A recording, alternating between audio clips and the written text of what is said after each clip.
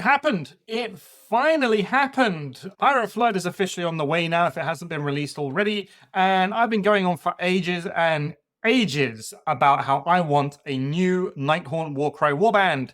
Pirate Flood delivers. So today we're going to be taking a look at the Pyregheists. We're going to be seeing what makes them tick. We're going to be seeing if they're any good. And I'm going to try and do a bit of list building with them to see what it is that I can build. But before we get into the video, if you like what you see, please don't forget to like and subscribe. And if you want to give me a little bit more support, you can join me here on YouTube as a member. You can join me on Patreon, or you can join me over on Streamlabs. Either way, you're going to get to see behind the scenes content stuff before it comes out, and you're going to be able to have a little bit of a say into the kind of content I produce in the future.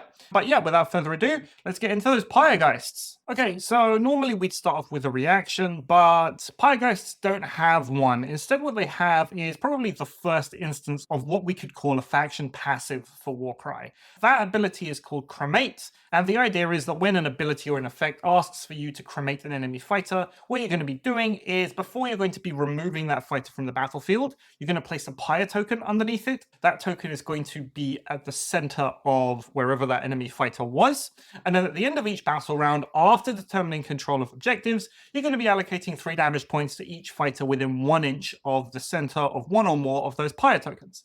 Now, because it is after determining control of objectives, it does mean that you're not going to be able to use Pyre tokens to kill off enemy fighters before objective control is actually determined and before they manage to score points from those objectives. So that's one thing kind of limiting what it can do. Also, this does mean that on turn 4 of any objective-based mission, your Pyre tokens are basically going to do nothing. But hopefully you can use the Pyre tokens on turns 1, 2, and 3 to be able to do a little bit more damage to your opponent, depending on how easy it is to be able to place these Pyre tokens on the battlefield. How do you do that? The Pyregeists effectively have 3 ways of doing this. They have the double Pyre Robber's Curse, so we're going to be adding +1 to the strength characteristic of attack actions made by the fighter, and until the end of this fighter's activation, if their attack action manages to take down the enemy fighter that they're targeting, you cremate that enemy fighter. Pyre Robber's Curse is only available on the 115-point Torchwraiths, so that might be something that if you want to really push into Pyre Robber's Curse, you're going to be having to take a lot of those and then using your doubles booster strength to try and kill people that way. Alternatively, we've got the triple Light the Pyre. This ability can be used basically by anybody, and whenever one of their attack actions takes down an enemy fighter, you're going to be cremating that fighter.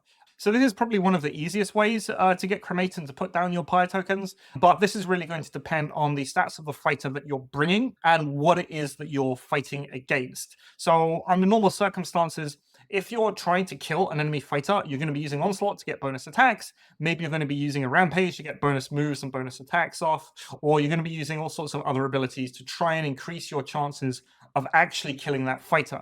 You're going to have to forego all of that if you want to use Light the Pyre. So I feel that you're going to have to be able to use it in very specific circumstances where you know that if you run into someone, you'll be able to kill them. And then on top of that, you'll be able to hit other people with the Cremate tokens. We're going to be looking at that in a minute, but that seems to be my biggest issue with Cremate. The range just simply doesn't seem to be far enough, and it kind of relies on your opponent's poor positioning. Because it happens at the end of the turn, they're going to have to be the ones who effectively walk into it unless they manage to activate first. The last source of Cremate in the warband is the Quad Agonizing Penance. This ability, again, can be used by everybody in the warband, so that's very good. And what we're going to be doing with Agonizing Penance, we'll pick an enemy fighter within 6 inches. The enemy makes a bonus move action towards the closest other fighter from their warband, as if they're jumping. So it's a pull, but instead of the pull going towards your fighters, it's going to go against the closest enemy fighter. The distance that that fighter moves is going to be the value of the ability, which is very good. And when doing so, they can move away from other fighters, they can move out of combat, and move within 1 inch of enemy fighters, which is pretty good. And then after that move action, we're going to do 3 damage points to the guy who moved, and then we're going to do another 3 damage points to every other enemy fighter within 2 inches of that fighter. Anyone killed is going to be cremated.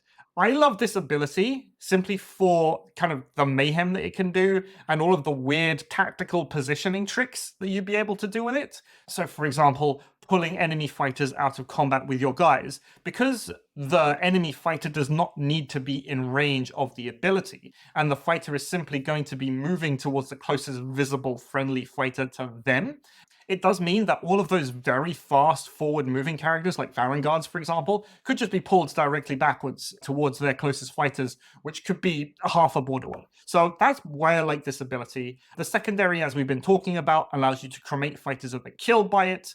I feel like 3 damage isn't going to be enough to just knock out fighters unless they're pretty weak, maybe like 8 wound or 10 wound chaff that you've already softened up. But it may be a case that if you do have your quad, you would attack someone in combat, leave them on 3 or less health, then use Agonizing Penance, get them to move out of the way, do damage, cremate other people, and then those pyre tokens, if you are close enough to opponent-friendly fighters, let's say you're playing a very large warband like Soulblight Greylords or something, those pyre tokens will be able to do work. So I think Agonizing Penance is the best one, like the pyre, and then Pyroba's Curse, we're going to see the stats of the fighter that it's on. What I wanted to do here was give you some examples of the cremate token size and how big it is actually on the battlefield and how much influence it will have, depending on how big your opponent's bases are. Because the pyre token is placed on the center of the base of the opponent fighter who gets cremated, there's really a limit to how much damage it can do, how much influence it can do, and how much of a zonal control that it has on the battlefield when you're playing. So I've got 3 examples here. I've got some skeletons, I've got some Hunters of Warcry, and I've got some Stormcast Liberators. 25 mil, if you're playing against one of those very swarmy warbands like Soulblight Gravelords or Ossiarch Bone Reapers, I think there's a good chance of you being able to hit 2 or maybe even 3 guys with your pyre tokens, especially if you focus your pyre tokens towards the end of the round when people have already moved. Maybe they are bunching up on top of objectives or trying to block off areas of the battlefield to limit your movement. I think that might be an option. 28.5 mil fighters, they have to be much closer together to be able to get use out of that. And again, with 40 mil fighters, it's very unlikely that you'll be able to get those pyre tokens off simply because of how big those bases are and when you're going to be needing to use them in order to get the best effect out of them. Finally, talking about objectives themselves, I've got a diagram here. This is the area of control of an objective where you need to be in order to capture it, and a pyre token for reference how big it is. So there's still plenty of space within that objective to be able to place your fighters. So I'm not entirely convinced that it's going to be an amazing amount of area denial, but a 1-inch radius sphere of 3 points of damage could be useful. It'll really come down to how easy it is for you to be able to get pyre tokens on the board. And as we've already discussed, pyre tokens are limited to 3 abilities only, and 1 out of those 3 abilities are limited to 1 fighter specifically. Going into the fighters, we're starting with the leader, the Deacon of Flames. He is 190 points. I think he's real good. One thing that you'll see across all of the fighters in the Pyregheists is that they are not nearly as fast as other Nighthaunt. The other Nighthaunt fighters all have movement 6, whereas the Pyregeists are going to be clocking in at movement 4. They do retain their fly rune mark, but the effectiveness of fly kind of reduces the slower your fighter is. So movement 4 with fly is not going to be nearly as useful as movement 6 with fly, but you know what? I'd rather have fly with that movement 4 than not. What it will allow you to do is traverse terrain as basically as if it wasn't there because you ignore the vertical distance. It will also allow you to effectively jump over enemy fighters, which is a nice thing for you to be able to do. The Deacon of Flames has 2 attack profiles. It's got its ranged attack, a 10-inch 2424, which is basically something that Games Workshop like putting out nowadays. And then it's got 2 other options. So it's got the Brazier and the Mancatcher. The Brazier, we are looking at a 2-inch range, 4425 damage profile, so pretty good, actually. But for me, it's all about that Mancatcher. Still got the 2-inch range, which is fantastic. I think it's something that you're going to be needing on your Pyregeists, getting that extra range in because they don't have the movement 6 of your other Nighthaunt fighters. It's only 3 attacks, but 3 attacks can be fixed by Divine Blessings, which is very good. Strength 5, so suddenly you're going to be winning on 3s, and a 3-4 damage profile, which I absolutely love. It's very consistent. On average, you're going to get 2 hits out of those 3. It's not bad, ultimately, when you're going to be winning on 3s. If you use Divine Blessings, beef it up to 4 attacks. That's something that I would definitely recommend because a 4-5-3-4 damage profile is always pretty good. We've talked about most of the abilities already. We've talked about like the Pyre, we've talked about Agonizing Penance. One Other ability that all of the Pyregheists have in common is the Fan the Flames double, and that adds 1 to the damage points allocated by each hit and critical hit from the next melee attack action made by this fighter this activation. So, as always, the question we are asking ourselves is it better than Onslaught? Because Onslaught is just a flat +1 attack. And I have the figures here. The TLDR basically is if you only get 1 attack action, always use Fan the Flames.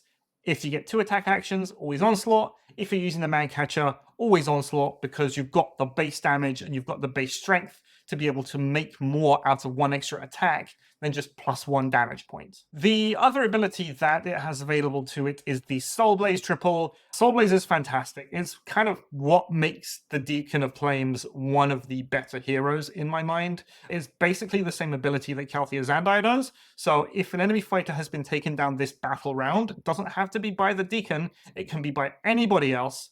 It can be by any one of your allies, any one of your extra fighters. It doesn't matter. As long as when you come to the Deacon, an enemy fighter has died, you get to use Soul Blaze. You pick a number of visible friendly fighters with the Pyregeist remark equal to half the value of this ability rounding up. If you roll a 555 or a 666, you're going to get to pick 3 other fighters, and then each one of those fighters makes a bonus move or bonus attack action, exactly the same as Calthea Zandaya. You're going to see with the points costs of most of these fighters that the Warband itself is going to be venturing on that mid-range status. So Soul Blaze is really what you're going to be using in order to get that extra action economy off and going to be able to get those extra attacks that you're going to need to then proc all of your extra abilities to get those Pyre tokens on the field. Next up, we have Baleguard. Baleguard are 130 points. Movement 4, again, as we've already seen. Toughness 5, just like the leader, which is very good. Only 12 wounds, though. It comes in 2 flavors, the Flail and the Halberd. The Flail has a 2-inch range, 3-5-2-4 damage profile, which is fine. And the Halberd is a 1-inch range, 4-4-2-4 damage profile, which is, again, very average in terms of these kind of mid-range, semi-elite style fighters. We've seen most of the abilities already. We've seen Fan the Flames, adding +1 damage for each hit and critical hit. Always, if you move and an attack, or you ever get 1 attack action, always use Fan the Flames, regardless of which build you're bringing. If you get to attack twice, always use Onslaught. That's the general rule of thumb that we're going to go with your Baleguard. They do have a unique ability called Unblinking Guardian.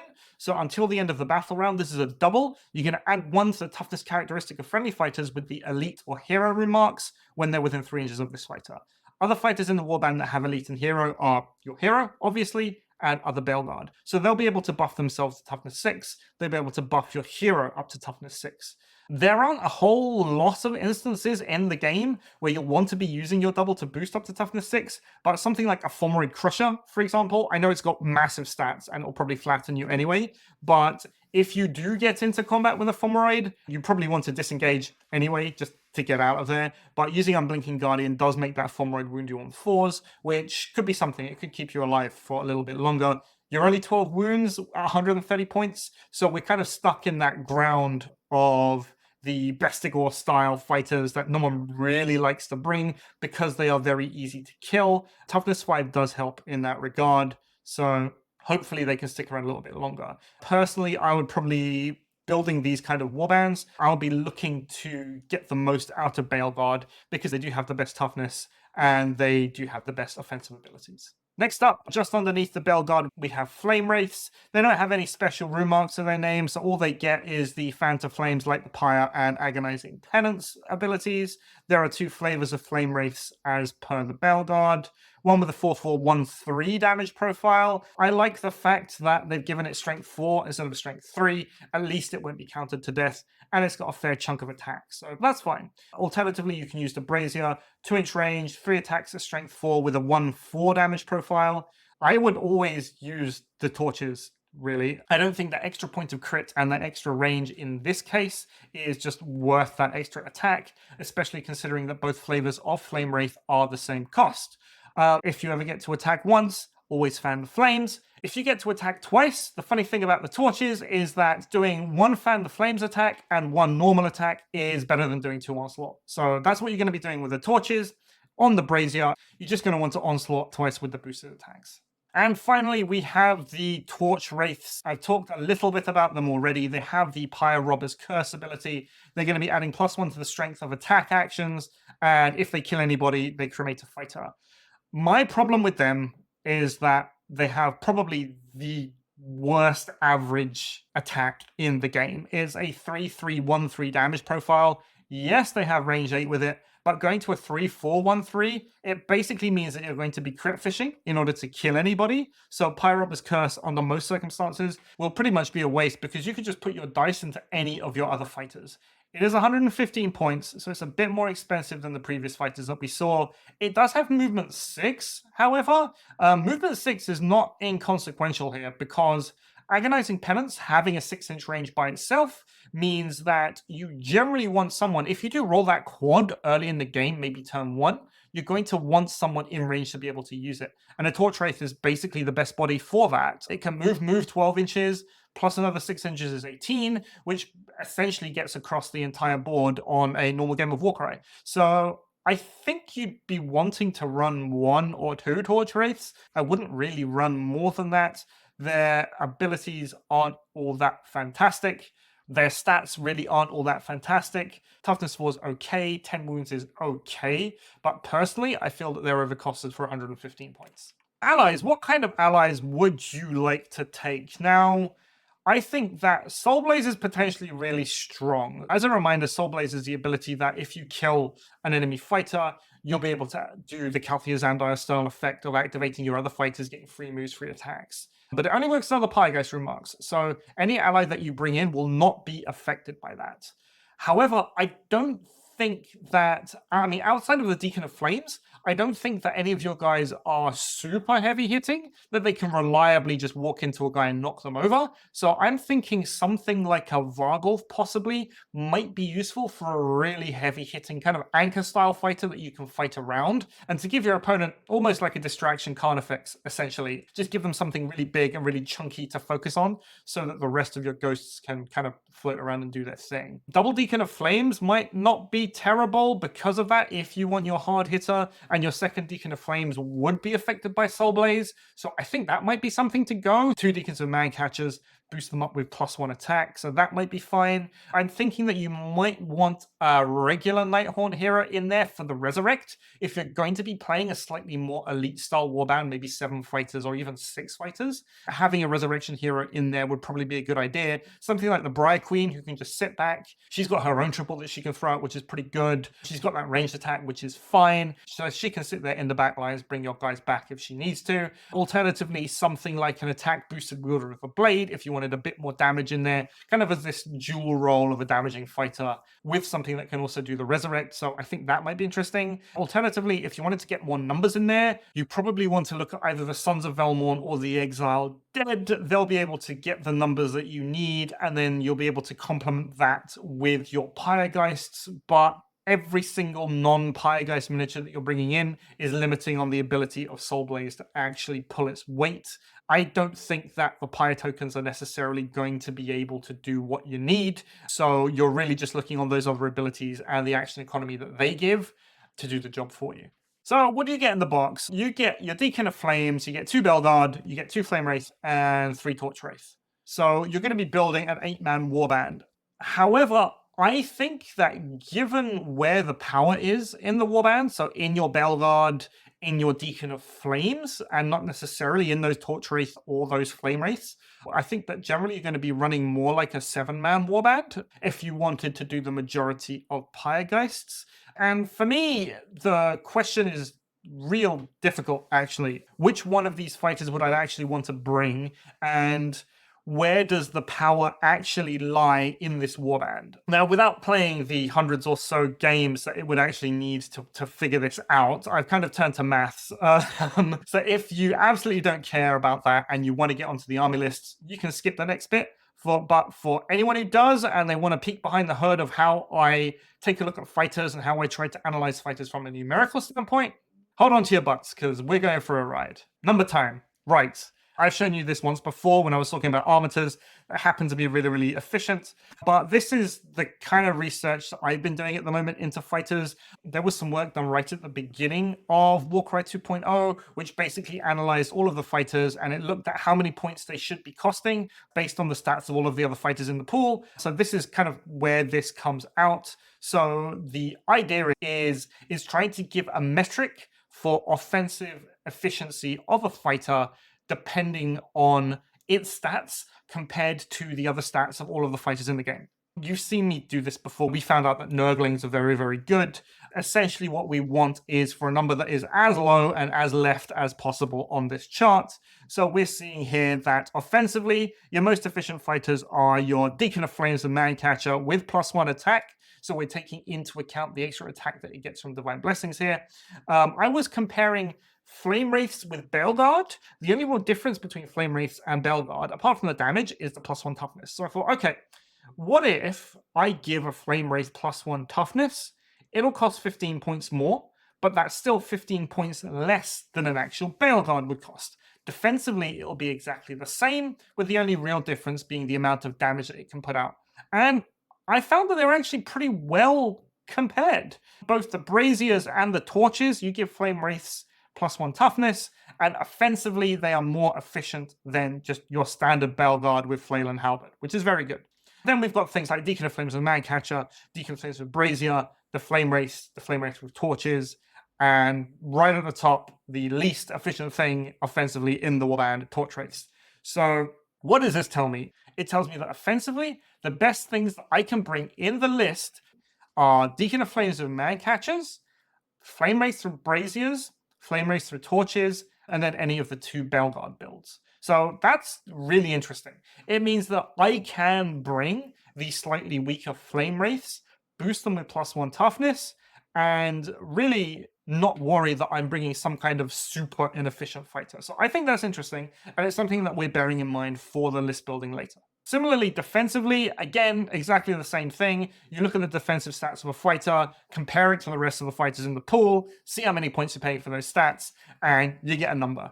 At the bottom to the left is what we're looking for. So, defensively, regular Flamewraiths and Braziers and Torches are more efficient than our +1 toughness Flamewraiths with Braziers and Torches. And again, this takes all of the stats into account, not just its defensive stats. Then we've got Torchwraiths, because Torchwraiths are 115 points, you get 10 wounds, and you get toughness 4, which is kind of average. Then your Flamewraiths with toughness, your Deacon of Flames, etc., etc. So what this is telling me is that if I want a fighter for defense, I get more bang for my buck if I bring normal Flamewraiths than the Flamewraiths with Braziers, Torches, and +1 toughness, which is real interesting, I think. I think that considering that offensively, the +1 toughness Flamewraiths are more efficient, I think we'd be going with those. Torchwraiths are not so bad, but they're so bad offensively that I don't generally think they're going to be worth taking. All right, so I've been trying to fit in interesting things to try and make a list. I've got a couple of lists here for you. The first one is trying to maximize on that toughness 5, and there are some cool things we can do now with Flesh Eater Quartz. We've got the Abhorrent Gore Warden. The Gore Warden has a teleport ability on a double, and that teleport allows him to bring any friendly fighter with 12 wounds or less along for the ride. What has 12 wounds or less in this list? Your 2 Baleguard. So turn 1, if they're on the board, you got the Gore Warden, and the Baleguard is going to be in one deployment group. The Gore Warden uses a double, teleports himself and a Baleguard into a thing. If it's objectives we're talking about, the Gore Warden can teleport a Baleguard onto an objective. He can use his 10-inch move to go onto another objective, get 2 for 1 cap. I think this is an interesting list. I think this is kind of the way that I would look to play it. I've put the Briar Queen in here because I think the Briar Queen could be really useful in a smaller list. She's interchangeable, her and the Wielder of the Blade with +1 attack. Maybe you want to take the Wielder of the Blade. He's a little bit faster. He's a bit more damaging. But yeah, this is kind of where I am. It kind of sucks that this is 6 guys, but the numbers don't really lend themselves to really huge warbands unless you're compromising on that core. Okay, here are my Pyregheists. I've got to do some stuff. If you want to go down that route and you want to go a little bit bigger, you're probably looking something a little bit more sensible like this. I've used the Sons of Velmorn here, but you could also use the Exiled Dead. We've got Deacon of Flames, a +1 attack. King Morlach is your ally. Thane, Folk, and Helmor, just for very cheap chaff that can also do damage. Remember, they are Graveguard, they get all the boosts. They're really, really good. And then 3 Baleguard, 130 points. Baleguard, I think, the way you want to go with this. You can swap 2 of those 3 Baleguard for 3 Flamewraiths if you wanted a little bit of a bigger warband. It would make it 9-man, so I think it would be a lot more stable than the previous version I was talking about. Again, the basic fighters are expensive, and I don't think the Pyre tokens are worth building into, but that Agonizing Penance quad and the Soul Blaze triples are really, really good. So that's at least something that you can do with probably a decent amount of success. Baleguard are 130 points. For 125 points, you can bring the absolute cheapest Nighthaunt hero, the Chain Rasp champion. That can sit on your backlines, and that does have the good resurrect. So that might be a thing. That would give you a little bit of everything, but I would be concerned about the punching power of a warband like that. I think there's only so far that your Graveguard will be able to go before they kind of come a cropper. Okay, that is it for me for today. I hope this has been interesting to you in my insights into the Pyregheists, how they work, and how I would see them being built and being played during your games of Warcry.